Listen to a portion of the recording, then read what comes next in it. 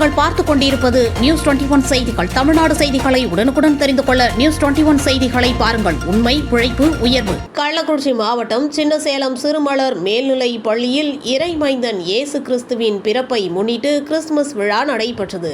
எளிய குடில் அமைத்து கிறிஸ்து பிறப்பின் பெருவிழாவை கொண்டாடினர்.